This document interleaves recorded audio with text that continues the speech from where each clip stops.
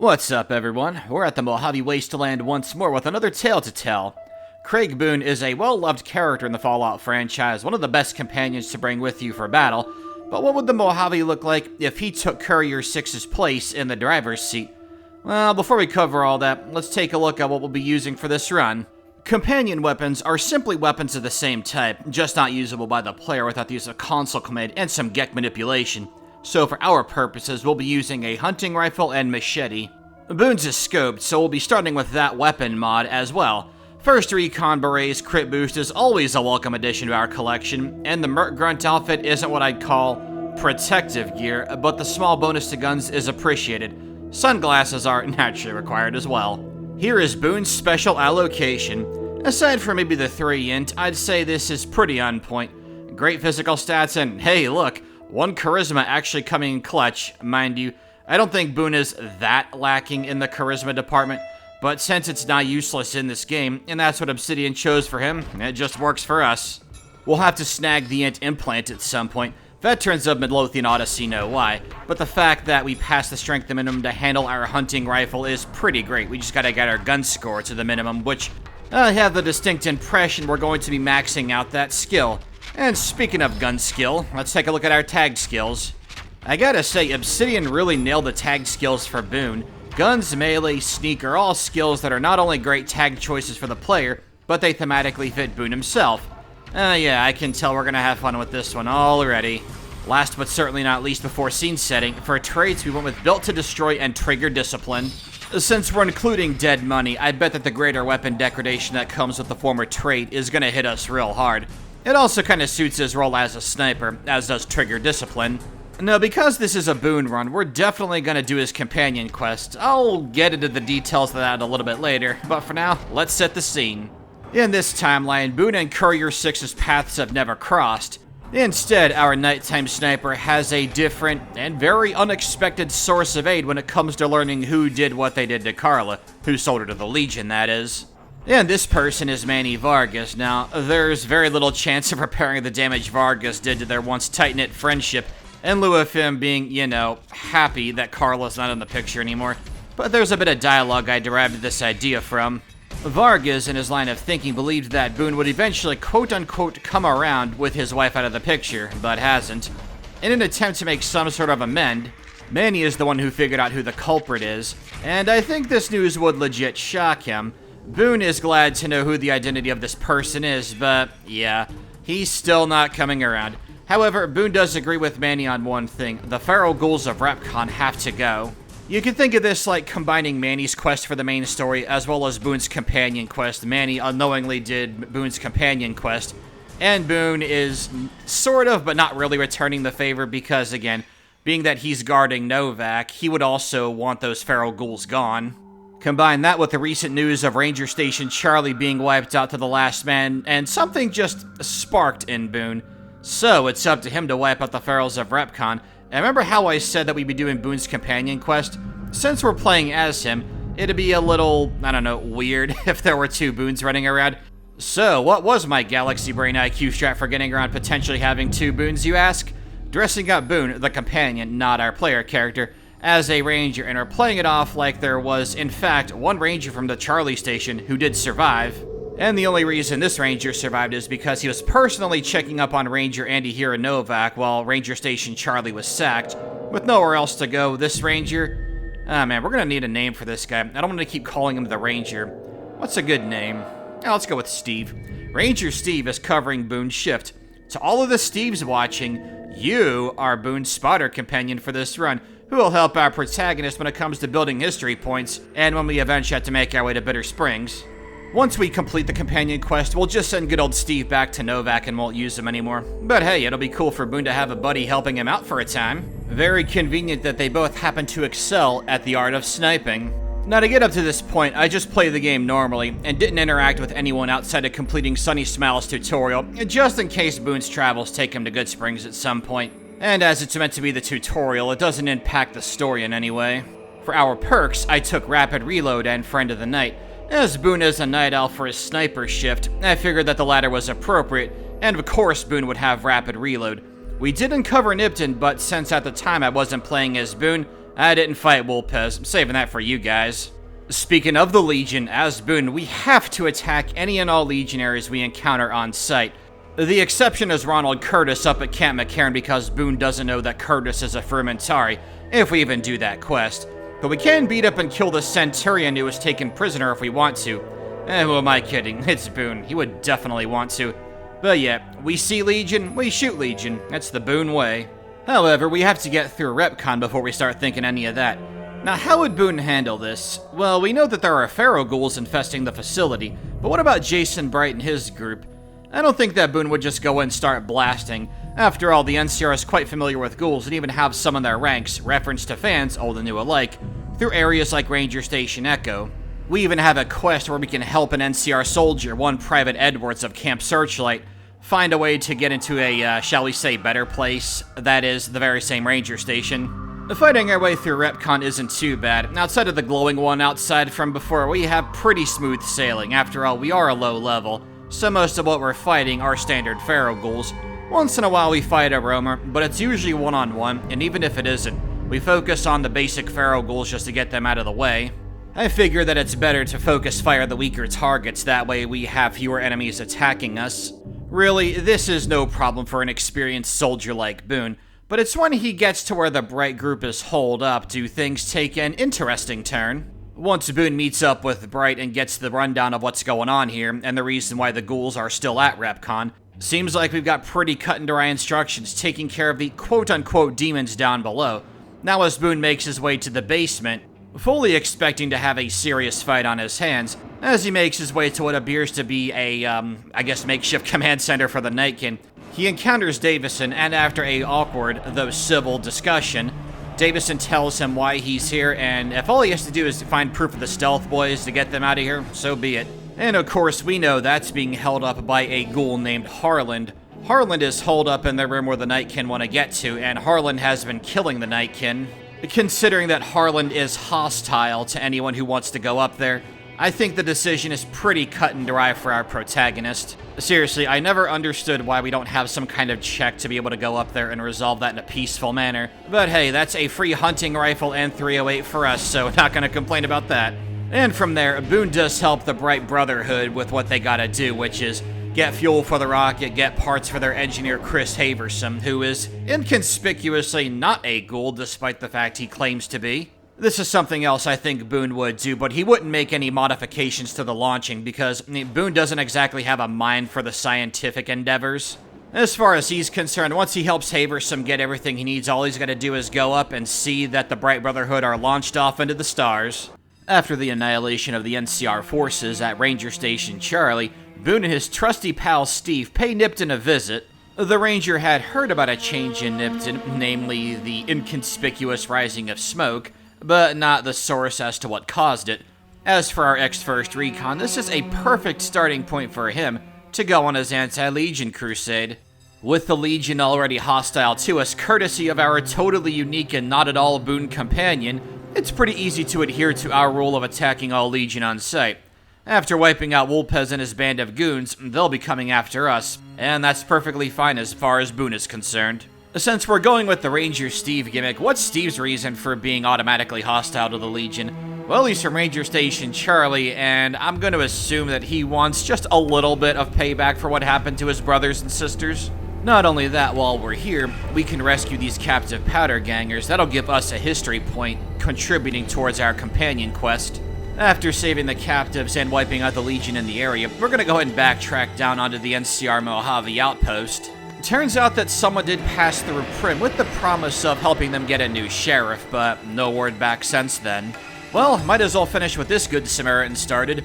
All Boone and Steve have to do is go back to Primm and let Lieutenant Hayes know that Major Knight can in fact spare a couple of reinforcements to properly fortify the town of Primm. Well, maybe not properly fortify, but it's a start.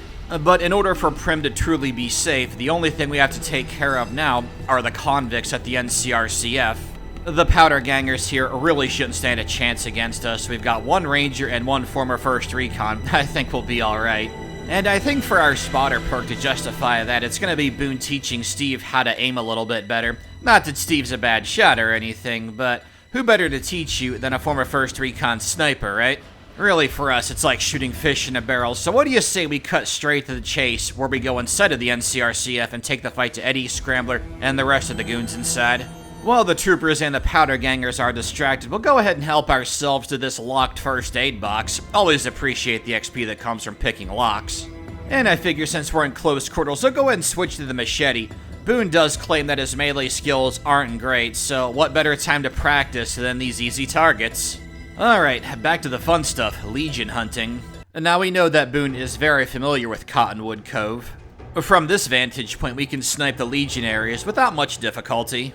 And because Boone is familiar with what goes down here at Cottonwood Cove, he knows that there are other slaves here. Considering his viewpoint on mercy killing, I don't think he would simply drop the barrels of radioactive waste. He'd rather take them all out himself, as his bloodlust for the Legion is a thirst that shan't be quenched anytime soon, if ever. It works out for all parties concerned. We haven't yet told First Sergeant Astor about this base, although he is aware of its existence.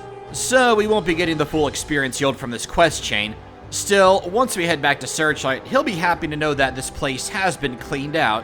We do fall into caution quite a few times, but the Legionaries just can't seem to find where we're coming from.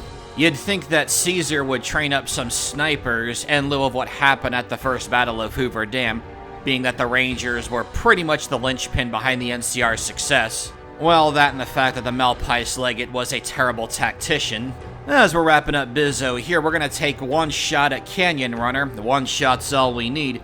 And thankfully, Aurelius the Phoenix is just kinda hanging outside. I guess he didn't hear any of the gunshots or the alarm cries of his men. And guess what? He never will now. After letting First Sergeant Astor know what's up and taking some serious initiative, we're heading on up to Camp Forlorn Hope, specifically Nelson, because that's where we're gonna go next. And it turns out that this guy and Boone are having a bit of an argument. This ranger wants to kill the hostages, the NCR hostages, and Boone is very much against it. Boone tries one final time to try to get this guy to do things his way, but Milo tells him to take a hike. And this is a pretty bad time for tensions to rise, because the first of many Legion hit squads are coming right after us.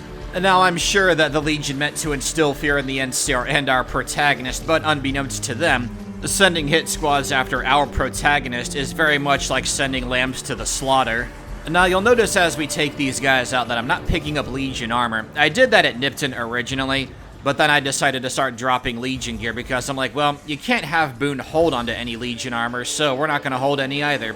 That will include their currency. And you know what? Even cooler, we hit level 9.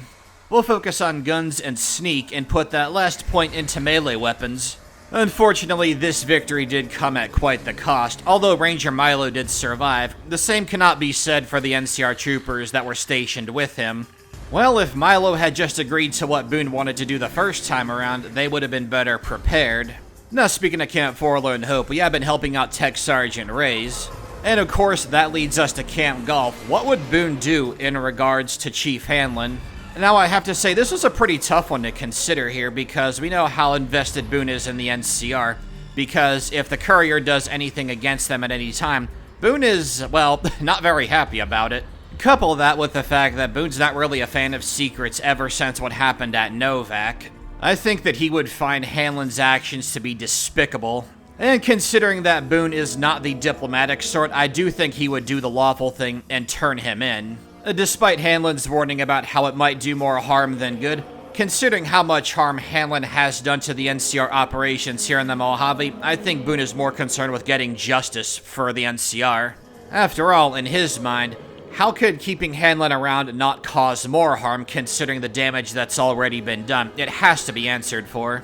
As bad as the Legion has been here in the Mojave Wasteland, Hanlon, from Boone's perspective, might as well have been helping them out. And considering that Hanlon would rather take his own life than face justice, I think that Boone would be more confident in this decision. Hey, you know what's gonna cause real harm to the Rangers? You not being around to answer for your crimes and justify what you've done. The NCR Rangers are going to take all the blame for everything that Hanlon's done. To get his mind off of this treachery, Boone pays a visit to Camp McCarran where he makes contact with his old unit. It turns out that the Fiends are giving him more problems than they could have ever imagined, and Boone is more than happy to help out his old allies. I do think that Boone would volunteer as bait, but, well, all that means for us is that we have a front row seat to some good old Fiend sniping. Now, you'll notice that we don't have the spotter perk. Ranger Steve is also pretty upset about what happened with Chief Hanlon. He's got to take some time to think, so he's just chilling back at Novac right now, resuming the night shift that Boone once had. And in a manner not too dissimilar to the Legionaries back at Cottonwood Cove, the Fiends are alert to our presence. I would kind of hope so, considering that they're getting picked off one by one. They don't seem to be able to spot our protagonist. It's good to see that Boone, although he's no longer with his old squad, still lives up to their motto, with his scope being the last thing they never see. But eventually they will spot us because we're not exactly hard to find, but the Fiends aren't known for being the most perceptive of individuals. I just hope that Ten of Spades doesn't botch our bounty kill here. And I'd like to think that despite the inner demons he's currently struggling with, that Boone is kind of enjoying his current role, because he can operate with impunity. He can still help out the NCR because obviously he would, but he's not beholden to the chain of command, and yes, very awesome that Driver Nephi's head didn't get blown off by Ten of Spades this time. However, Boone has come to learn of what happened to Corporal Betsy, so he does volunteer to put in a word for her over at the Follows the Apocalypse New Vegas Medical Clinic outpost. Say that 3 times fast. Not what it's called, but hey, I just mixed up a flub and the actual name together. And putting in a word for Betsy, something just kind of sparks in Boone's mind. Knowing the good that it will do for Betsy, he also signs up for it. The truth be told, I always wish we had this option for Boone for his companion quest. Maybe not even a companion quest, it could have been like an optional one for him or something. Now, what is certainly not optional for Boone is backtracking to Nelson and helping the NCR kick the Legion out of their once base. Besides, with the Fiend presence in Outer Vegas taken care of, First Recon is now at Camp Forlorn Hope, so they can certainly hold this area this time. With the commanding officer, DaiShi, out in the open, it's just a matter of time before Boone and the boys take him down. And by take him down, I mean no survivors. And our ranger buddy decided to join us in on the fun. Ranger Steve also comes bearing news, and that there's some powder gangers, some who weren't at the NCRCF at the time, mobilizing and heading in the direction of Good Springs. And it turns out that there is a Crimson caravaner, who was last seen in this general area and has not been heard from since. Turns out that we've just knocked out 2 birds with 1 stone here. Suppressed the powder gangers and saved a Crimson caravaner. Boone's all-out crusade against Caesar's Legion has led him to Bitter Springs, convinced by his ranger pal that going there might give him some closure or form of clarity. Turns out that Craig facing his demons head-on gets him more of what he wants, legionaries to kill, with an unusually large raiding party intent on sacking the place and killing everyone to the last man, woman, and child. His resolve to wipe out legionaries has never been stronger. It's here where he originally planned on taking his final stand, but Ranger Steve wasn't about to let that happen. Boone has done a lot of good for the NCR during his recent time as an independent operative. Steve manages to convince Boone, while they're traveling to Bitter Springs together, that life is worth living, that Carla would want him to live. Couple that with Boone also partaking in therapy, just like his sister-in-arms, Betsy, and in this timeline, I'd say that Craig's mental state is a bit better. Certainly not great, but a bit more amenable when it comes to surviving, and that causes him to think what comes after. He knows that Steve is right about one other thing. If you die, that won't stop the Legion from doing what they're doing. With you around, they can get away with way less. While they were traveling here, Steve said to Boone that, "You took me in when my brothers and sisters at Ranger Station Charlie were killed. You and Vargas, I know you guys ain't on speaking terms. Help me find my way. You believe in fate, and clearly fate has chosen you as its agent against the Legion here in the Mojave. Brother, continue to be the last thing they never see." And okay, I have something to confess here. The name Steve was not entirely random. This guy on screen now is what motivated me to choose that name. When I came up with this character off-the-cuff exclusive for this playthrough, I was thinking, who could bounce off of Boone well? Like, who could I draw inspiration from? And then I thought about Hank and Gomi from Breaking Bad, and I was like, yep, that's Ranger Steve right there. Gomi's descendant. Hey, we do Breaking Bad runs here on this channel. We only have one up so far at the time of this recording, but a second one is on the way. And Boone doesn't really feel like celebrating, so back in his room at Novac, he plays a familiar broadcast on his NCR radio. Has your life taken a turn? Do troubles beset you? Has fortune left you behind? If so, the Sierra Madre Casino, in all its glory, is inviting you to begin again. Come to a place where wealth, excitement, and intrigue await around every corner. Stroll along the winding streets of our beautiful resort, make new friends, or rekindle old flames. Let your eyes take in the luxurious expanse of the open desert under clear, starlit skies. Gaze straight on into the sunset from our villa rooftops. Countless diversions await. Gamble in our casino, take in the theater, or stay in one of our exclusive executive suites that will shelter you and cater to your every whim. So if life's worries have weighed you down, if you need an escape from your troubles, or if you just need an opportunity to begin again, join us. Let go and leave the world behind at the Sierra Madre grand opening this October. We'll be waiting. Now, I say that's familiar to Boone because I imagine that from time to time this would have played on the radio, and Carla would have expressed interest and wanted to go to the Sierra Madre. We don't know all that much about her, but we know that she's a city girl and really did not like being here in Novac, so the idea of going to a casino like the Sierra Madre I'm sure was right up her alley. So Boone decides to pay the Sierra Madre a visit, try to make his way there in her honor. And unbeknownst to him, that corpse outside, which is totally not foreboding at all, that is the corpse of Courier Six. Turns out that the Courier in this timeline was also lured by the allure of the Sierra Madre, and considering that that corpse is outside, I like to think that person just flat out refused to help Father Elijah, and Courier Six in this timeline did the same thing. Boone is already on edge, being very familiar with the insignia of the Brotherhood of Steel. However, it doesn't seem like anybody's here, although that radio could be the source of the broadcast. As our protagonist progresses further down the corridor here, turns out there is a dead end behind the radio, no path behind it or anything. By the time he realizes it, it's too late. He's been gassed and he's down for the count. Now, those of you who watched my Fallout New Vegas all DLCs as a Midwest Paladin run might remember me speculating about Craig Boone and dead money. I did end that with hint hint wink wink. Now, I just got so excited to do this run. The idea was so fresh in my head, I was like, you know what? I typically don't move things ahead in my backlog. I don't typically expedite the list, but for this run specifically, nah, we're doing it. Unlike that run, however, we're not going to be making use of the hollow rifle or any of the DLC weapons here. No, what we're going to do is we're going to hack in another hunting rifle with a scope. And because we start with 25 hollow rifle microfusion bulk cells, we're going to start with 25 308 rounds, as well as a machete and a Merc Grunt outfit, and our first recon beret, and of course our sunglasses. Just imagine Father Elijah in this timeline. He got his hands on an honest-to-God former first recon. Yeah, you know that grizzled old bastard is just really enjoying himself right now.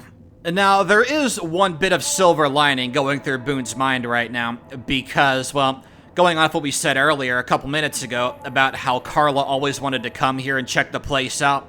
Yeah, if that happened, this would have happened to the both of them. Now, once Father Elijah's done telling us what he wants us to do, right now we have to go track down 3 other teammates, as he calls them. We're gonna back up just a bit, make sure we don't aggro anything that might wander into the area, drop a save, and once I start up again, next day later, we go ahead and console command in a hunting rifle, a scope, a machete, a Merc Grunt outfit, and a first recon beret. The hollow rifle and the rounds have been dropped, and before we leave here, we're going to drop everything we console commanded in because I don't want to use it to repair our existing gear in the equipment footlocker outside, and I don't want to sell it for caps. That would be pretty unfair, I think. Let me guys know how you feel about this format. Me personally, I felt like it wouldn't be Boone if he didn't have his gear on him, and the reason we were able to do that in the Midwest run is because, well, it's still a Brotherhood Paladin at the end of the day, and an energy weapon like the hollow rifle right up that protagonist's alley. Now, I did cover dead money in greater detail in the aforementioned run, but for those of you who don't feel like watching a video that's almost 2 hours and 45 minutes long, a quick recap of the plot here of Dead Money. Father Elijah has captured us, and he wants us and 3 others to stage a heist to break into the Sierra Madre because he wants what's inside. Right now, we can only speculate that it's the riches that he wants. But since he's a Brotherhood of Steel scribe, a former elder, I don't think Boone would know that just yet to put 2 and 2 together with the insignia equals Father Elijah, because Boone has not interacted with Veronica in this run at all, and, you know, early spoilers, he never will, so she gets to survive, woohoo! And of course those bomb callers mean that we have to do everything Elijah says, or he's going to set them off. The thing is that going to get our teammates is not going to be some stroll through the woods. We gotta fight the inhabitants, the ghost people, and thankfully because Boone is an excellent sniper, taking them out, just dome-shotting them, is all it takes. Now, the first of 3 companions we have to rescue at Elijah's behest is a Nightkin. He has 2 names, Dog and God, and as a standard frame member of his race, he's strong, tanky, and an unfortunate torn soul. You see, Dog is actually the one who brought us to Elijah to advance his own agenda. His being Elijah, not Dog. We'll learn more about him shortly, but right now, we've got to get him outside of the prisoner cell, and it's in the police station where we encounter a whole new danger, the radio signals. The frequency interferes with the signal of our bomb caller, which in turn will eventually set it off and kill us. Combat's hardly the most dangerous obstacle for us here in the Sierra Madre. There are plenty of radios going forward, but in addition to that, and the friendly locals, there's another grave danger here in this DLC. We've been wading through it, and we'll continue to do so up until we enter the casino itself, and that's the Toxic Cloud. The Toxic Cloud is a biological weapon, perhaps not in name, but that's exactly what it is. It's a sort of nerve agent that eats away at a victim's skin, and it's quite harmful to breathe in as well. In hardcore mode, whenever you're outside, you'll always take damage over time at a rate dependent upon your endurance score. But as we're back at the prisoner cell here, we're trying to negotiate to get this guy to come out of the cage, and we have 2 options here. We can try to negotiate with God and keep that personality dominant, or we can use the command tape that we found to bring Dog back out, who's far more compliant. And I think that's what Boone would do because he has no time for any of this nonsense. Considering that he hasn't been away from Bitter Springs for too long after going back there to find some closure and ending up in this situation, I imagine he's in the mood for no games at all. Well, that's very unfortunate because the next companion we get to recruit is a ghoul named Dean Domino, and he's all about playing games and being the one in charge, and we don't have the skill checks to take control of the situation, so in an effort to just get this over with as quickly as possible, I imagine Boone is just going along with this clown. Let him think he's in charge. If it gets Boone out of here quicker, he's just gonna go through with it. But Dean Domino is not entirely all talk. Oh no. He has a perk called Living Unclean, and Unclean Living protects us from the Toxic Cloud. It makes us take 25% less damage when we have to wade through it. Turns out he's also a pretty darn decent shot with that 9mm of his. But getting back to the Toxic Cloud, with our endurance, we can last a little bit, and the only way aside from Dean's perk for us to combat this is to take shelter. The fact that our inventory was confiscated, aside from our first recon gear, means that our healing is extremely limited.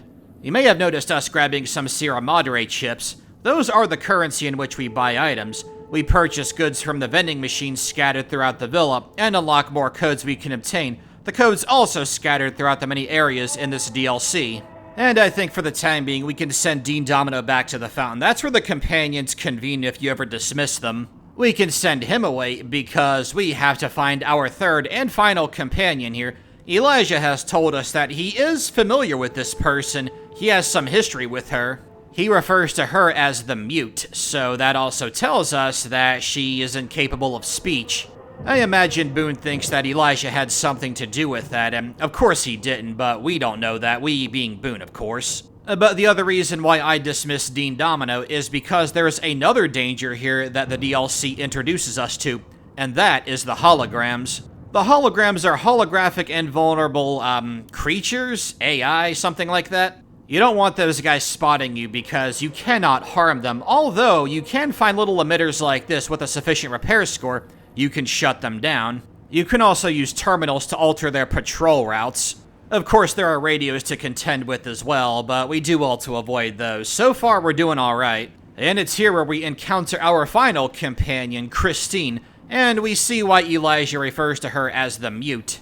Now, Boone is none the wiser to Christine's affiliation with the Brotherhood of Steel. So with him not knowing that, and her being unable to speak, and him being a generally quiet person, I think they get along pretty well already. Thanks to Boone's high perception, we'll be able to pass a skill check later on where we're able to communicate with her better. With Christine in tow, we can make our way on out of here, but not before leveling up. I think we're going to pick Silent Running as our perk. Absolutely perfect for Boone. With us having acquired all 3 companions, now Elijah needs us to set them into specific places, and of course he has a spot for us as well. We can make use of the Nightkin and have him help us clear out the ghost people. That's what I went ahead and did. And speaking of the Nightkin, we need him here to pull switches. Now, Dog would be compliant enough to do it, but the switches work in a certain way that's a bit beyond his comprehension. And because we have not interacted with the god personality at all, he's just a touch upset with us and does not want to comply. We are eventually able to get him to do so, and in order to do that, we have to hunt down 2 specific ghost people. They have remains in which the Nightkin can feast upon. That'll help God keep the dog personality at bay so that he can work his magic with the switches. Now, those switches not only require a complex pattern to activate, but also require, shall we say, a strong touch. That's why we are not doing it ourselves. Anyway, the ghost people are super easy for us to take out already, so having to hunt down 2 more is no problem whatsoever. I think in order to save on ammunition, we're going to do this with the machete. Now, another great thing about battling the ghost people with a melee weapon, especially one like the machete, is that the machete deals bonus limb damage. Now, if you just shoot down a ghost person, they can get right back up. However, if you headshot them like we have been, or use a machete to hack off one of their limbs, they stay down. And it sort of reminds me of the V-Act. That's the Umbrella super scientific term for Crimson Head from the Resident Evil 1 remake for the GameCube. That was a fun game. Many good memories of that one. Next up, we have to get Dean Domino in place. He's supposed to hold some electrical wires together. I'm not sure how that's safe, but, I mean, Father Elijah has it all figured out. Problem is that once the Gala event goes off, it's going to be super loud, and Dean Domino will be right at the center of attention. Now, normally Dean likes being the center of attention, but not for this particular crowd. So in order to get Dean to comply, Boone's gonna go ahead and activate 2 idle holograms, which will act as security and protect Dean. Now, we got one of these along the way. You can get it very early on, very easy to activate it, and the second one is very close by. And speaking of Dean, you might notice some white handprints above suitcases located throughout the villa. Those are stashes left by Dean Domino, as he's been here in the villa for quite some time. He's done that in the name of survival, and he's not a fan of us rummaging through that stuff, but since our survival means his survival, he is willing to let it go. And normally Dean Domino wears a tuxedo, but you can actually take his unique tuxedo, which we did. We're gonna need that a little bit later on. Speaking of that jumpsuit, however, last but certainly not least, we have to get Christine into place. She has to operate some terminal. We'll make our way to that here in a second, but in order to get this party started, we have to repair this electrical switch to open the door so we can actually advance inside. Making use of our Dead Money jumpsuit as well as a Fixin' Things magazine we found outside. We just barely meet the 60 minimum for that repair check, so we don't have to go hunting for those electrical fuses. I had to do that last time, so that was a very nice change of pace. Actually, I was hunting them down anyway. I had 2 of the 3 fuses, then I found the magazine and was like, well, I'm not gonna bother looking for that 3rd one. Back to it. Now, aside from a couple turrets, there isn't too much for us to worry about. I mean, yeah, the radios are here in spades, and thankfully Christine's ability interferes with the signal, which gives us more time to escape the radius of those frequency waves. There is a bit of the toxic cloud lingering in the lower levels here as well, so you gotta be careful that we don't fall down, and of course we do. We have to make our way to the bottom at some point anyway, so better hold your nose. That's one of the things I really enjoy about Dead Money, is that the environment is actually a lot more dangerous than combat itself. The ghost people, I would hardly consider them the toughest enemies here in this game, although the ones with the gas bombs can be extremely annoying. I mean, if you have access to VATS mode, you just VATS the gas bomb and it's goodnight Irene. Yeah, kinda like that. Raza of Midlothian Odyssey, master of the plot twist. Just gotta be a little quicker on the mark there, making our way to the main area. Gotta be sure to pick up Inis's key here. That key will give us access to a locker which contains codes which will bypass a very hard science terminal. And Christine is originally reluctant to be here because of her new fear of closed spaces, can hardly blame her there. But since we got everything we needed along the way, Boone goes ahead, works that science magic he never knew he had, thanks Key. And now it's up to him to trigger the Gala event. And now the thing about making our way there is that 308 ammo, while not impossible to find here, is pretty hard to obtain. You see, one of the weapons here, the automatic rifle, uses 308 ammo. That's why I was feeling pretty confident. But even with that ammo, we still have to be very careful with it. We're going through some armor-piercing rounds right now, which isn't great for a ghost person, but, I mean, it's what we got. It's that, or we break our almost destroyed machete. Yeah, built to destroy is really hurting our melee weapon here. That makes me feel pretty good, though, because I predicted that that would be an obstacle for us here in Dead Money, and oh boy, has it been so far. You're gonna see why later on, too. When you're up top here, make sure that you grab the code for the holographic rifle upgrade and the super stim pack you can buy from the vending machine. After that, we're gonna run by all the ghost people and make our way to the entrance of the Sierra Madre. Now, I haven't talked too much about the companions here. I think that Boone wouldn't really bother getting to know these people, especially after doing his companion quest at Bitter Springs. He just wants to get in and get out. But he does want to survive this experience, and because he's used to working with a unit, that being the first Recon, he very much knows how to be a team player. After getting the casino up and going, our first order of business is to put a stop to the Nightkin.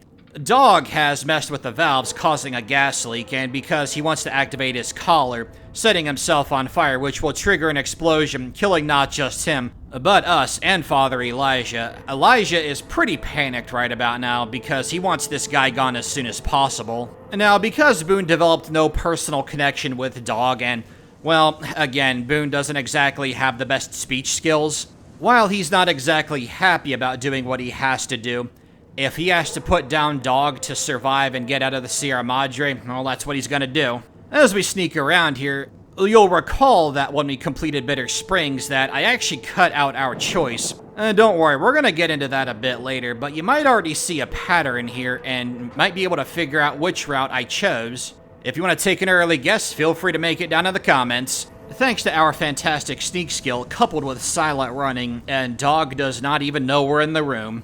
There are 3 valves in total we have to shut down to stop the gas leak. As Dog banks the corner here, we're gonna make our way inside. It's all or nothing, and we're able to shut down the valve just in time. Just in time, in fact, for us to be approached by Dog. Now, while we didn't form a personal connection with him, we were, in his perspective, nice to him. God, on the other hand, is pretty frustrated with us, to put it lightly. He's vying for control of the Nightkin's body and wants to tear us apart. You'd think that our armor-piercing rounds would deal a lot of damage to the Nightkin, but it ain't so. I think that the better option is to go in with our machete and hope for a Super Slam proc, which we do get. Still not dealing a lot of damage, and our machete is about to break. As Dog gets up, he appears to come to his senses, but only just for a moment. Boone does make an attempt to try to get through to him, but no luck there.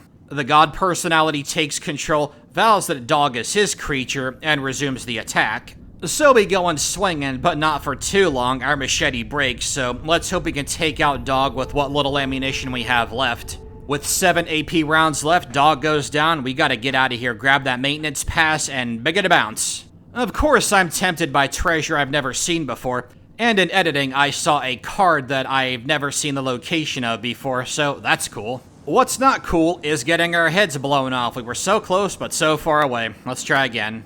Second try, and I'm thinking that we're gonna start off by melee. Once Super Slam procs, we'll switch to our hunting rifle. I really do think it's the strat to conserve our machete. And it's right around this point I'm starting to realize that every time you rescue one of your companions, ghost people will appear in the lobby. And because we have very little in the way of resources, we have no interest in fighting them. They don't follow you into the rooms with the companions anyway. I always feel bad for this Nightkin when we have to put him down. Poor Dog, man. Next time we do Dead Money, we really have to try to save this guy. Fun fact, I've never actually completed Dead Money saving all 3 of the companions. One of them always ends up turning against us. Maybe we'll right that wrong in a future challenge. But yeah, you saw that, right? The final swing of our machete kills Dog. Next up in the Tampico Theater, we have to rescue Dean Domino, or deal with him depending. Since Boone is just letting him think he's running the show, Dean is actually quite helpful and sort of guides us to him. But all we gotta do is avoid a couple of holograms, destroy some radios, find a musical holotape sung by Dean Domino himself to distract the holograms while we make our way back, and that's all she wrote. Make sure that you grab the Lion Congressional-style skill book while you're in here. You can never return to the Sierra Madre once you complete it, so make sure you take your time going through here. When dealing with Dean, Boone asks for the short version in regards for what to do with Christine, who, as Dean is the reason she's mute and will eventually regain her voice. We make our way to the executive suites, encounter Christine after getting through a couple of pretty easy puzzles and avoiding a hologram, who you'll hear so much of, it's like its own little horror game. All we gotta do for Christine is backtrack to the lobby, get some music tracks from the terminal, come back, she sings. Thanks to Dean tinkering with the autodoc, Christine sounds like Vera Keyes, the songstress of this place, and her voice is the key that unlocks the way to the vault. And now, the entrance to the vault we can see through this force field. It's so tantalizingly close, but man, even this detour is a very short distance, but getting there is a whole different ballgame. I'll tell you ahead of time, I always die in this stretch of dead money, whether I'm playing casually, and you saw in the Midwest run that I died a couple of times in here as well, and well, spoiler warning, it's not getting old anytime soon. As we make our way to the vault, you guys will be treated to a small little montage of some of the deaths I suffered making my way to the vault. Between the radio signals, the holograms, the toxic cloud, it's just a grand old time. But eventually we make our way to the last two terminals, bypass the holograms by way of running past them, activate the final terminal, and here we are in front of the vault. Now, when you enter inside of here and access the terminal, make sure you do not access Sinclair's personal accounts, because that will lock you inside of the vault, and it's a game over. It's a bad ending. You die. We can use our 50 or higher melee skill to bash that generator. I wish that option was available in more games. I mean, the skill check just goes to show that if you hit something really, really hard, you will get results. And now, with all of the loot you can get inside of here, the obvious cue that a boss fight is coming, we have a bit of a problem here. Yeah, opening up this gun cabinet again, there are no 308 rounds. However, we did find a stealth boy in here. A stealth boy I did not find in my Midwest run, by the way. Now, Boone did originally come to the Sierra Madre because he remembered Carla talking about it. So going through his mind right now, one way to just really get one up on Father Elijah is to take some of the wealth here. And much like his first companion quest in Novac, it's one for his baby. Now, as Boone reports to Elijah telling him about a quote-unquote job well done, Father Elijah, well, it's pretty clear that he's not going to let Boone go, and that's true for Courier 6 in the main timeline, but you'll remember that Father Elijah was able to read our, well, we don't have a pit boy. Boone, thanks to his buddy Steve, got himself an NCR radio. That's how we're able to listen to frequencies and stuff, canonically speaking. Elijah is certainly able to identify the two-headed bear insignia, and knows, at minimum, that we are an NCR operative, or at least we were at a time. Now, I like to think that Elijah knows what the first Recon is. As a former elder of the Brotherhood of Steel, I imagine he would be well-versed in the way of his enemies. So Elijah's just holding it over his head about how he has all the time in the world and Boone doesn't. He's just gonna wait it out until Boone passes away or some other unfortunate accident happens. Boone does want to know why Elijah's doing all of this, and Elijah tells him why. Not only does he want the riches, being true to his Brotherhood origins, he wants the technology of the Sierra Madre more than anything. He wants to exterminate the NCR from the Mojave. He wants to exterminate Caesar's Legion from the Mojave.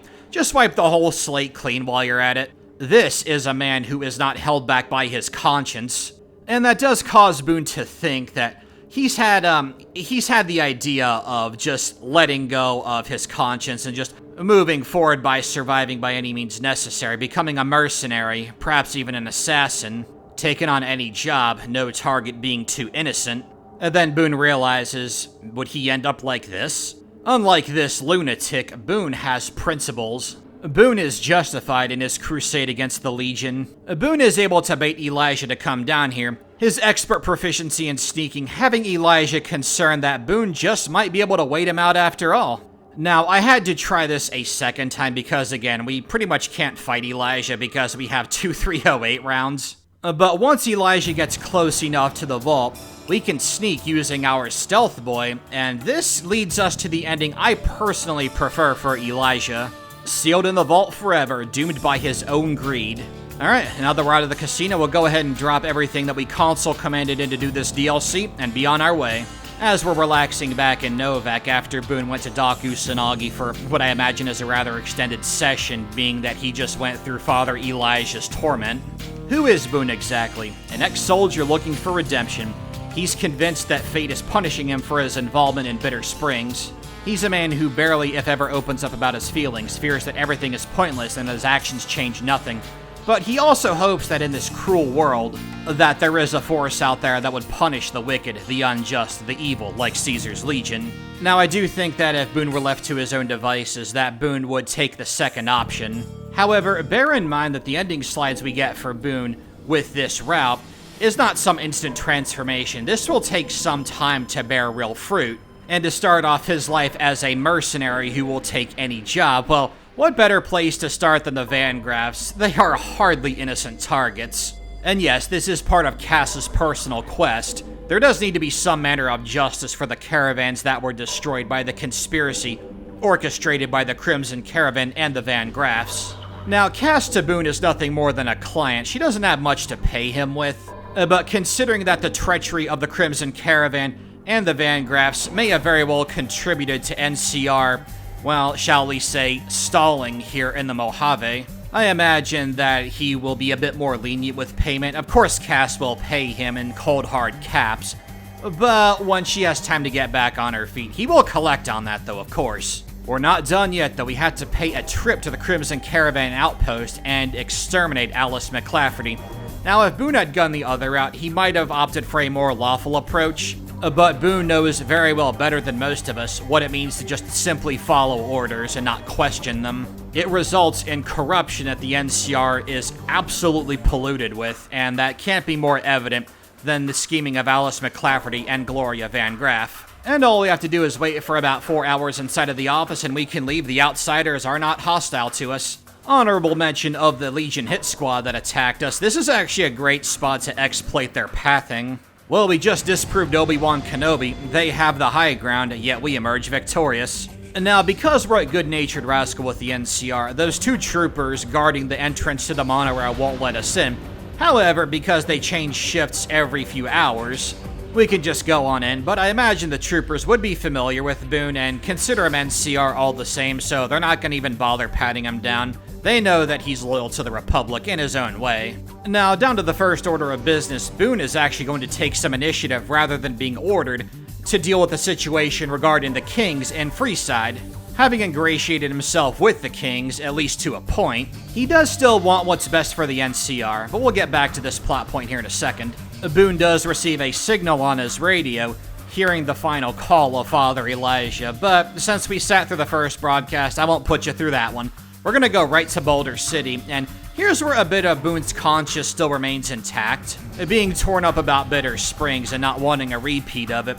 This is one instance where Boone is actually going to use a speech check to get by a problem. Now, if that's not real character development, I don't know what is. With the cons agreeing to uphold their end of the bargain, we return outside, talk to Lieutenant Monroe, and we convince him to honor the deal if he has integrity, which he does. Alright, with a lot of the NCR's problems in the Mojave Wasteland taken care of, we can get started on helping out by dealing with some of the other players in the game, minor or major. Crocker wants us to make contact with a settlement with a bunch of friendly people known as the Boomers.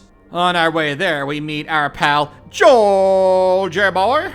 And after trying to swindle Boone out of bottle caps in exchange for his life, Boone's like, well, I'm short 427 bottle caps, how about that? I'll take yours. George boy, hardly an innocent target. Now, with our first Recon assault armor, we're pretty well protected, and it counts as light armor, which is really nice. We're gonna make our way through the Boomers and Ellis artillery strike as per usual. Now, normally this outfit is not accessible to the player. Either you gotta work some Gek shenanigans, or you can use a mod to obtain this and Boone's other outfit. I have that linked in the description below if you're interested in trying it out for yourself. Next up, Crocker wants us to try to get the Kings to quell the violence in Freeside, and because in character Boone used his favor to quote-unquote join the Kings, hence ingratiating himself with them, the King just unfortunately cannot play ball there. We tell Crocker, and although we're officially supposed to go to Colonel Moore, he suggests going to Colonel Shu of Camp McCarran. Now, although they don't know each other personally, Boone has met Colonel Shu before and has a very high opinion of him, so I think that's where he would go. With Shu promising to send more power, water, and food to Freeside, the King does agree to stand down and attempt to stop the violence, though that doesn't sit well with Pacer and some of the other Kings. We also helped out Rex for the king, so we're kinda cool. And even cooler and kinda funny, Rex is the one who kills Pacer. I'm guessing Rexaboy didn't like Pacer very much. Now, we know from Jessa back at Boulder City that Benny is the one who got them holed up in Boulder City in the first place, and although Jessup and the cons have not paid us for this, it is in our interest to take out Benny because Benny is orchestrating a whole bunch of shenanigans, it turns out. Trying to move against Taos, which isn't really problematic for the NCR, but it could be problem for the NCR themselves. Once we fill in Swank on what's been happening, and we've managed to get a bit of evidence, Swank gives us our gear back, but this time around, Boone is going to confront Benny personally. Although he has free reign of his weaponry, he's not about to unload his hunting rifle here in the casino where there are a bunch of innocent people. Again, just reminding you that the ending slide with Boone thinking there's no target too innocent, that development still has yet to come. So having found evidence in the form of a rogue Securitron, Boone makes his way back down to the lobby and confronts Benny. By passing that barter check, he is trying to get Benny alone to do the deed. And while this is not a bad idea, plus extra bottle caps are always nice, Boone's about to find out the hard way that Benny is no stranger to this game of 4D chess. Though really for Benny, going up against Boone is like playing checkers when it comes to manipulation. Unfortunately for Benny, however, his 4 chairman bodyguards are like lambs to the slaughter for this guy. And because Boone was interested in keeping this matter discreet because, again, not wanting to alarm the public who are just enjoying themselves here at the tops, he is committed to killing these bodyguards with just the machete, and he pulls that off very easily. Not only were they easy to kill, but their silenced weapons will sell for a pretty penny, or a pretty cap, I guess. And it's here where Boone is thinking to head back on over to Ambassador Crocker and let him know what's been going on here. This just might force House's hand and get him to play ball, and then suddenly Boone is approached by this well-dressed stranger who announces himself as an agent of the Legion. I imagine Boone is very, very offended at the notion that a Frumentari would approach him, announce his presence, who he works for, all that good stuff. Instead of the mark of Caesar, this Frumentari tells him that Ranger Steve suffered to the very end. Well, as far as Boone is concerned, it's time to make one more trip on over to Cottonwood Cove for perhaps the last boat ride he'll ever take. So the Legion not only took his wife away from him, but a young upstart ranger who had done so much for Boone in such a short space of time. Oh no, all bets are off. With Cursu Lucullus taken care of, it's time to take that boat and see what we can do against Fortification Hill. Boone, one man versus the Legion at their home turf. Well, at least home turf here in the Mojave. I'm sure that Boone would absolutely kill at the opportunity to take a shot at Flagstaff. For those of you who don't know, Flagstaff, Arizona is the capital of Caesar's Legion. And it's here, this revelation so arrogantly unveiled by Ilario, that's going to set Boone down the path in which the second option that we, normally as Courier 6, can say to him to set him down that dark road. It's not verbatim the same as, again, Boone has taken steps to heal his wounded mind and heart, but the Legion killing Ranger Steve means that either Novac was invaded, or that Steve fell to a hit squad and was captured. Suffered at the very end likely means that he was crucified or brutally tortured. And not that there is a non-brutal form of torture, mind you, but considering that it's Caesar's Legion, there's lots of ways they can make a person suffer. The exterior of the fort wasn't too bad, just some legionaries and an instructor to take out.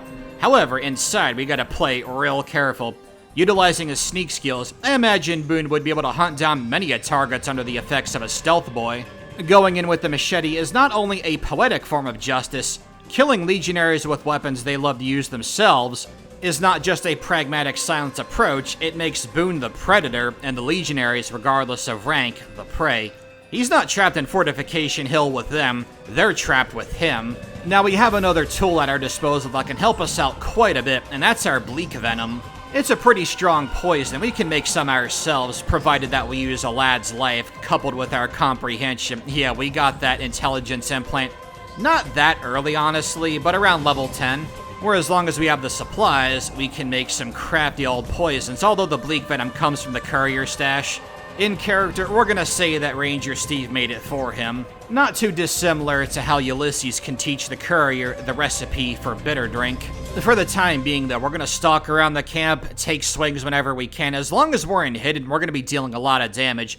And even if we can't strike them while hidden, we're gonna try to target their limbs because of the machete's bonus damage to limbs.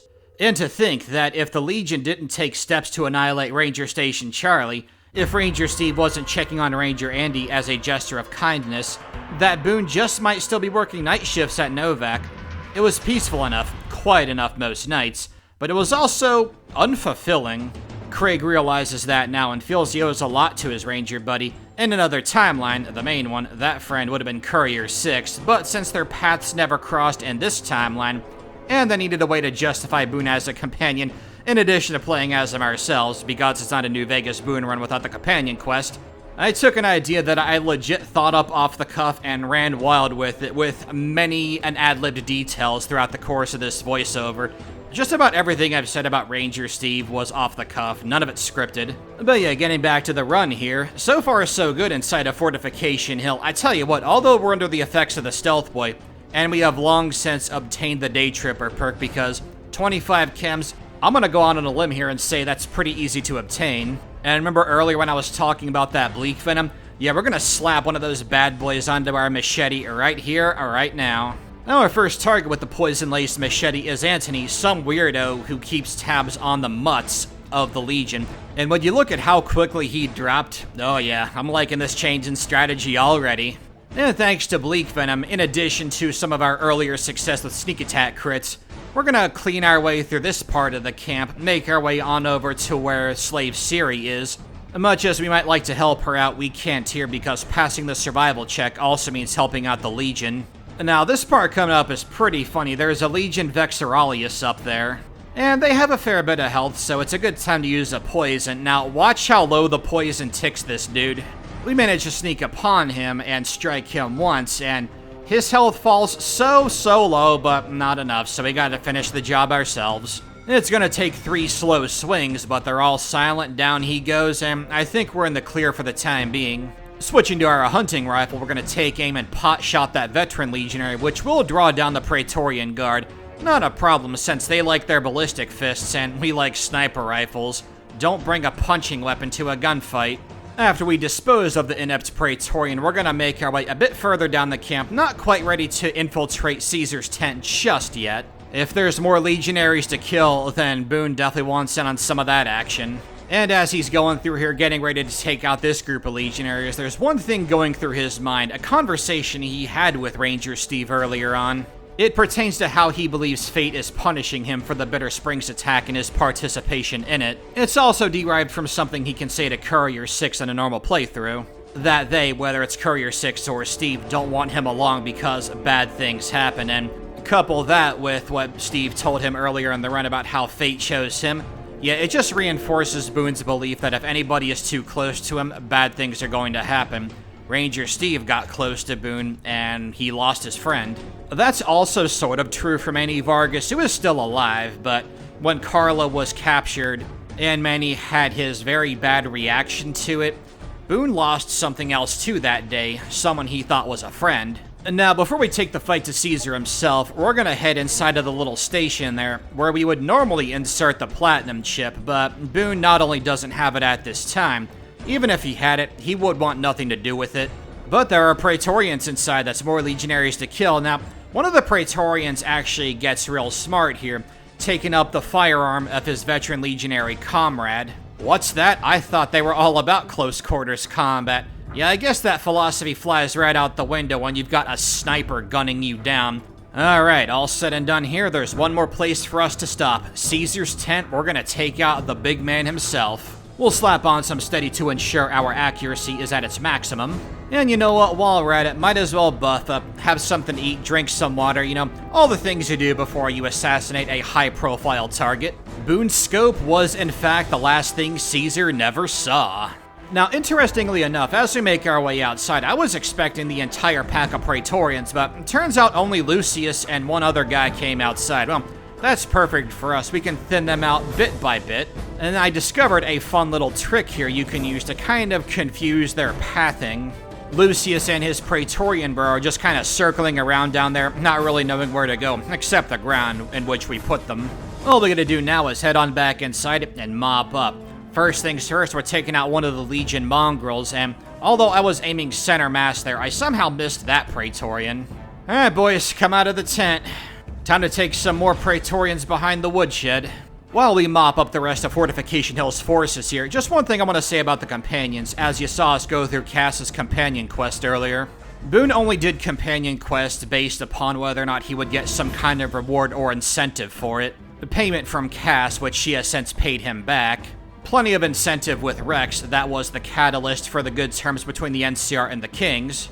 And we did Lily's quest in Jacobstown as well, having her take the full dose of medication. In Boone's eyes, she's innocent, but it's a small price to pay if it means curing the Nightkin, which is what Doc Henry ultimately wants. Alright, just one more Legion Mongol to take out. We'll go ahead and grab that slave ledger, just in case we need it. Oh, there's Benny, the guy who tried to kill us. Yeah, well, we're not exactly going to be setting him free. We will, however, relieve him of his head. Now, as we continue on with the main plot for the NCR, which Boone has become inexplicably intertwined with, it turns out that Boone bailing the cons out of Boulder City has created a bit of a domino effect. There are cons like Regis who are a bit more open-minded when it comes to potentially working with the NCR and really don't want much, if anything, to do with the Legion, pushing Boone a bit more towards the potential to become an assassin as per the ending slide.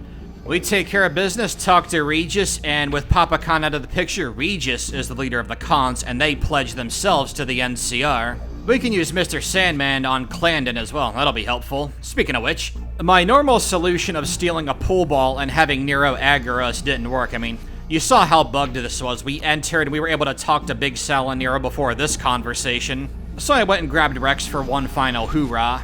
Nero and Big Sal killed Caccino almost right away, so that's a pretty accurate depiction of how betrayed they feel. Ironic coming from the Omertas. But Rex makes very short work of both of them for us. Just bear in mind, I wasn't able to smuggle in the machete or the hunting rifle, so we weren't able to fight them. And as for the Brotherhood of Steel, well, you'll have to pardon this little, this little continuity error here. I forgot to uninstall the Midwest mod I was using. That's because I was playing casually on that character, just kind of roaming around having fun, fighting Legion hit squads, all that good stuff. I was feeling a little sentimental, didn't want to uninstall it, but then I was like, oh yeah, right, some of the Hidden Valley bunker guys have the armor too. Well, that's actually kind of a good thing, because that makes them a little bit tougher. That Midwestern power armor, at least the one that was designed in the mod, is really, really good. I know, because I used both types of it throughout the course of that run. But yeah, we haven't seen this before, just kicking down the door to Hidden Valley Bunker and start blasting. Oh yeah. Now, I think that Boone would be perfectly fine with following this order from Colonel Moore. Reason for that is not just because of his development. Thinking about the recent hostilities between the NCR and the Brotherhood of Steel, the Brotherhood of Steel destroyed some of the gold mine reserves for the NCR, which destroyed their currency, forcing them to go back to bottle caps for the time being, as the NCR was trying to establish paper currency. Couple that with the fact that while Boone will not automatically attack Brotherhood units if you bring him to Hidden Valley Bunker, there's a lot of idle banter coming from some of the random characters, even some of the named ones, who will comment on how Boone is scowling or glowering at them. Clearly he doesn't like being there. So, wiping out the bunker, yeah, it's no skin off his nose. He just got done cleaning out Fortification Hill himself. I imagine he's riding quite the high right now. And when you consider that at the end of the day, that the Brotherhood of Steel, at least the ones on the West Coast, are basically terrorists in the regard that not only will they confiscate technology from those whom they see fit, but going off of what we just talked about in regards to the Brotherhood of Steel destroying the value of the NCR's currency, I imagine that the NCR has them labeled as terrorists. That would be an accurate depiction of them because that is exactly what they are. The funny thing about this bunker is that the most powerful targets in here aren't actually Brotherhood soldiers at all. It's the two Mark 6 turrets. We took them out a little bit earlier. Those things have ridiculous health. And I gotta say, they're no slouch in the firepower department either. I gotta say though, the same cannot be said for these Brotherhood of Steel guys. Yeah, there was one instance near the start after we took out Paladin Ramos where our health fell pretty low. But that was me just being reckless, not paying attention, a little cocky. Getting a little bit too into the character here, where Boone was riding the high from Fortification Hill. Yeah, so was I. That and I was really excited to go this route, because we haven't gone this route since the Colonel Autumn run. That was the first Fallout New Vegas challenge run on this channel. Or rather, I should say the first character-based challenge on this channel. If those of you who are new and here for the first time, yeah, that made a lot of sense. Also, hi, welcome. You want to go check out some of the earlier runs. Our first Fallout 3 character challenge was as Driver Nephi. Yeah, that was a lot of fun to come up with a story for. And then our first New Vegas one, as mentioned, was Colonel Augustus Autumn here in Fallout New Vegas. I tell you what, man, it feels like I did those runs yesterday, but it's already been months ago. Time flies. With Head Scribe Taggart down, I really like how he just ran away. Elder McNamara almost called him Father McNamara. Out of the picture, as well as his two little cheerleaders, it's only Head Paladin Harden we have to take out, who is also wearing some, shall we say, fancy new armor, in lieu of me forgetting to uninstall the mod. And yeah, just to clarify, there's no Midwest plot point in this run. I just, again, forgot to uninstall the mod. At the time of this recording, by the time you're listening to this, I have sadly uninstalled it. Might find some use for it later on down the road, though. Not sure yet. We'll see. With all three of the key cards in tow, we can go ahead and generate a self-destruct code, set off the self-destruct sequence, much like we do in Resident Evil games, because that's how all those games have to end. And we can bigot to bounce our way on out of here. I think I took care of all the units here, and if there were any stragglers, oh well. Science and nature will come together to run a mutual course to extinguish the last of the opposition that might be lurking here in this particular bunker. Now, before Hoover Dam, we have to make sure that President Kimball is in one piece. In a normal playthrough, Boone expressed interest in wanting to come with you for this quest, and hey, since he's now in the driver's seat, well, he has to be here, and I imagine he's very happy to be so. After disposing of that inept sniper, Frumentari, whatever, we're not going to radio it in just yet, just in case there's anything else we have to check out here. And a good thing that we did, because that inconspicuous-looking engineer just happened to have a detonator on him. Now we can make our way to Ranger Grant and report what happened. We can pick between the two options, but they lead to the same outcome, so we're going to tell him about the sniper, and of course, in character, we're telling him about the fail-safe detonator as well. And as we mop up this quest, it's right around here where I was like, oh yeah, right, I didn't edit the part with Mr. House into the video yet, so I guess we're going to experience that in a flashback, but not just yet. There's one more thing we have to do before the final battle. It's something I always consider to be very important, especially if we're playing as the NCR, and that is to try to re-establish ties with the followers of the Apocalypse and the NCR. In addition to helping the Kings, Boone has become something of a local celebrity. I'm not going to say folk hero, because that implies nobility, where Boone is really just trying to get by as a mercenary, but his hard work has made Freeside a better place. All we gotta do is finish helping the followers with their supply problems. We do, because we got plenty on hand already. We get access to a pretty sick stash of inventory. Julie Farkas pledges the followers of the Apocalypse to the NCR cause, and now it's time for us to take a little trip down memory lane here. Yeah, making our way to Mr. House was very easy. You saw us get the lucky 38 VIP card when we were talking to Chief Hanlon. Let me guys know what you think about the black and white and the border to depict flashbacks. It's a style I decided to try out off the cuff because I forgot to put this in earlier in the video. But hey, it kind of worked out for the best, right? I imagine that Boone wouldn't have much of an issue taking out Mr. House with him out of the picture. The Mojave is the NCR's, as is New Vegas. Unless we don't defeat them here at Hoover Dam. I gotta say, this fight started off pretty funny because the Legionaries just poured in here, and because our sneak is so high, I guess they just turned our backs on us when they clearly saw that we were in the room. Well, we don't mind free kills. Boone doesn't either, I'm sure. Especially when those free kills are Legionaries. We have to make our way to the Visitor Center, and in turn make our way to the Legates camp.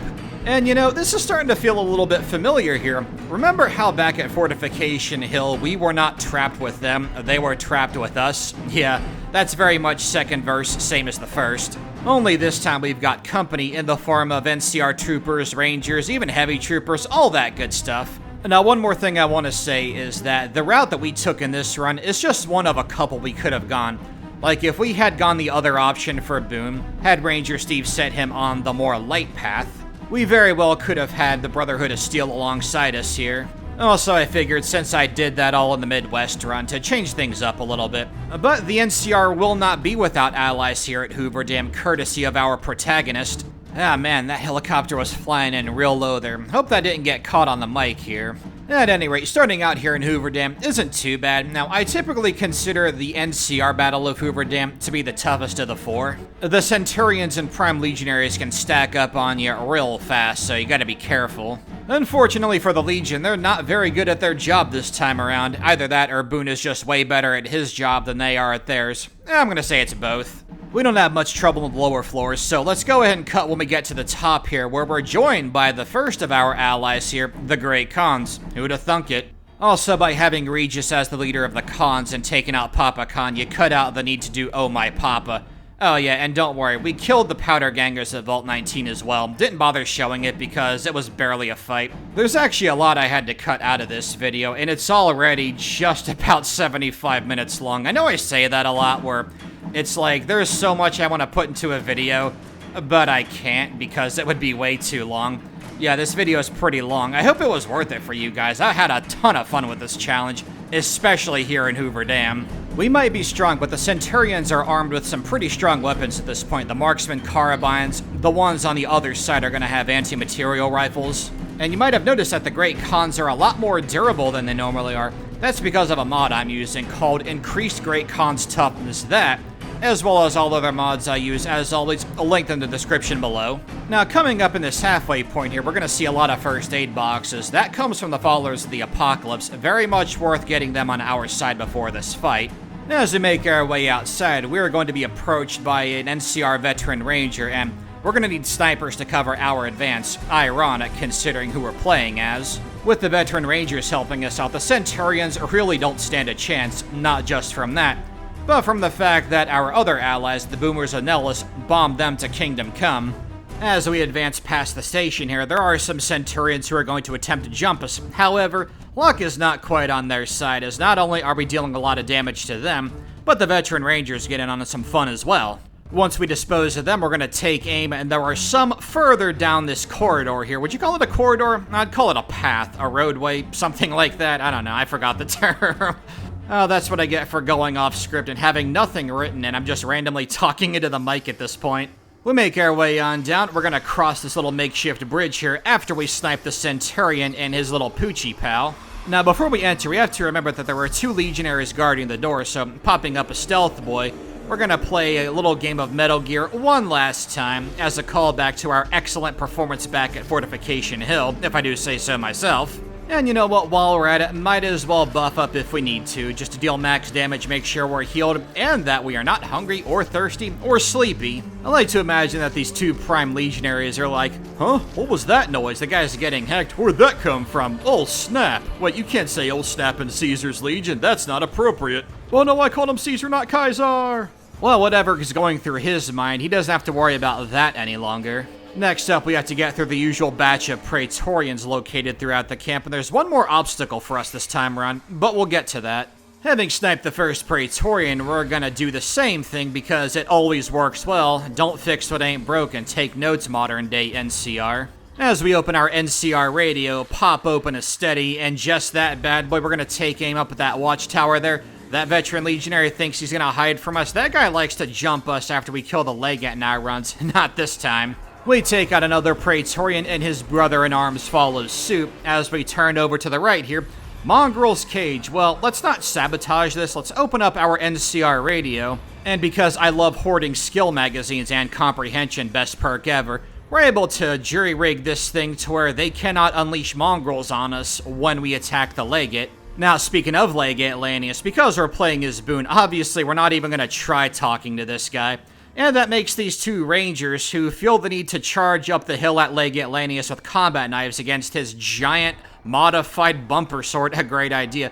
Well, that's good for us because we can set up while they're throwing their lives away. Hey, don't look at me like that. That's exactly what they're doing. Hardly impressive either, Lanius. Those guys are hardly a challenge for you like that. And speaking of Lanius, check out the stones on this guy. He just got shot in the shoulder. He's trying to talk to Boone.